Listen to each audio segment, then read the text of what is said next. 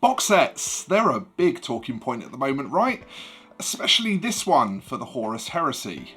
Also, by the way, before we get into this video, I am in the process of moving house and therefore moving office at the moment, so please forgive all the boxes behind me. But anyway, whether it's because we seldom see Games Workshop offering this level of discount in a boxed product, or it's the relaunch of a much loved product with a new coat of paint, and those Mark 6 Space Marines, they really are lovely. Or really, to be honest, any other reason too. I get it. I get why this Horus Heresy box has got a lot of people really excited, and the whole internet kind of can't stop talking about it. And as someone in the midst of a huge and super fun Horus Heresy commission, this box set was very exciting for me when it was announced, and I was fully anticipating it being a potential road back into Warhammer for me. Yeah, me. Warhammer. I know. Because the thing is, you see, I love Horus Heresy. Ever since reading William King's brilliant Assault on Holy Terror, which was first published in White Dwarf 161, all the way back in 1993. I've just always had a kind of bond with this setting somehow. Not even sure of any particular reason for that. So why then have I decided that this box is not for me? Well, mainly it's because I just have a bit of a hard time with how it's being marketed. It all just kind of stinks of prerequisite purchases and false value impressions. I mean, look, 40 Space Marines, 10 Terminators, 2 Lords, a Dreadnought and a vehicle definitely looks like good value by the standard that we normally judge Games Workshop miniatures. But what about those special and heavy weapons packs? They're £26 each, and you're going to need at least one of each. What about the army lists in order to be able to play your lovely new game? That's a big GW book, and big GW books don't come cheap, so £42.50 for the pleasure of owning that. And then we come to maybe the worst point, which is actually finishing the army. Horus Heresy is mostly played at about the 3,000 point level from my understanding of talking to the community. And getting this box to 3,000 points, well, that's hundreds of extra pounds. I've seen some conservative estimates quoting around the £300 mark, and I think that's fair enough. That's probably like a Primarch and a couple of extra vehicles, maybe a special character or something. That seems okay, I can live with that. But it's not really going to net you the army you want, right? I mean, certainly wouldn't net me the army I'd want. Are you starting to see my problem here? Are you starting to see why this isn't working for me? Because you see, once you do the math, your best case scenario buy-in is £574.50. And that's if you use both halves of that box, the entire box, to form one army. That means you have to not really want a particularly interesting, creative or unique army for a start. It means you have to be making a conscious effort to minimise spending and build your force based around price only. And it means you've only got the army book for one side. You don't have any of the heretic army lists, so you don't know what those armies can do against you. I'm making the plain assumption there that you're buying the good guys army list, the loyalists army list. Could be the other way around. The thing is, I just can't commit to that kind of environment anymore. I've kind of been ruined by skirmish games and low model count games. Hell, with its ludicrously cheap box set and smaller model scale, even games like Drop Zone Commander are ruining me too, giving you that big army feel for comparatively tiny money. I mean, look at this lot. 60 infantry and 25 vehicles for £45. Add an extra tenner and they'll throw in a scenery set. That is how you do value, Games Workshop. Tiered pricing. This isn't anomalous either.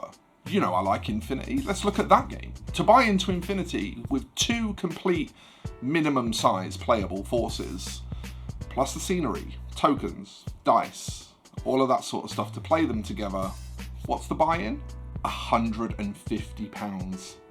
Yeah, £150. And even if we take off the LGS discount from these prices I've shown, to bring it to a more apples to apples comparison, that's still £169.15.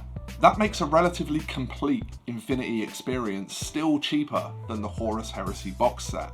And that's not even thinking about all of the required purchases afterwards to get that Horus Heresy army up to a minimum typical game playable size.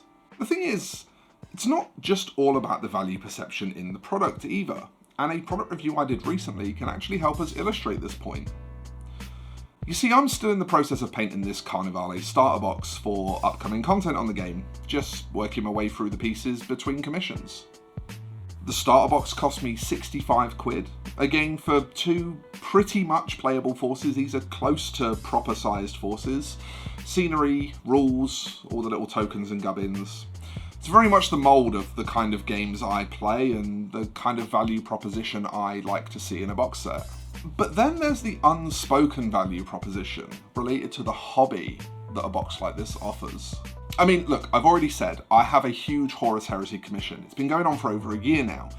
Painting huge swathes of armour in, pretty much one colour, that's kind of something I've checked off my painting list already quite handily. But a set like Carnivale gives me 15 miniatures who are mostly very different to each other. I can look at them and paint fabrics with all sorts of different degrees of texture on one occasion. I could paint leather or maybe small amounts of non-metallic metal without it needing to take me forever. I can paint all manner of different skin tones, even non-human ones. And all of this comes from a single box set with no additional required purchases. The thing is, when we see the release of a new product like the Horus Heresy, it's really easy to get caught up in the hype of the nostalgia and the novelty. But the reality of having to slog through endless amounts of power armor all painted the same color, or having a bunch of required purchases before you can actually play a representative version of the game, or even just the time constraints of learning a new, full-featured, complex, army-sized, deep wargame, just kind of makes me stop and pause and ask myself, is this actually a good deal? Carnivale was the game I ended up buying instead of Horus Heresy. After I'd seen the pricing info and all that kind of thing, I just wasn't on board anymore. And so far it's proven to be a really chill, fun time with Carnivale. I don't feel any pressure from it. I don't feel like it's adding a bunch of weight to my pile of unpainted miniatures. I feel like if I really just opened up a week or so of free time, I could blitz through the whole thing and have it looking really nice. And the thing is, when there's so much novelty on an individual miniature to miniature level, that really holds your attention and makes it so much easier to commit to seeing it through, to getting it finished. And that's why for me, unfortunately, the Horus Heresy box is a bit of a bust. It just doesn't really fit where I'm at with the hobby these days. And that's kind of true of mainline Games Workshop games in general. It's a lot of required purchases. It's a lot of you need to buy into the ecosystem in order to get the full experience. And that just doesn't really work for me anymore. But the thing is, I'm not everyone. And if Horus Heresy is really scratching your itch, let me hear about it. I want to know in the comments below if you're on the Horus Heresy hype train, or if you've decided like me that it's maybe not for you. And while you're down there in the comments, you could also check out the links in the description for things like my Patreon and my affiliate links. And please do remember to give the video a like and consider subscribing to the channel, because that really helps us grow. So until next time, folks, I'd like to wish you happy hobbying. And thank you very much for watching. I'll see you in the next one, and bye bye for now.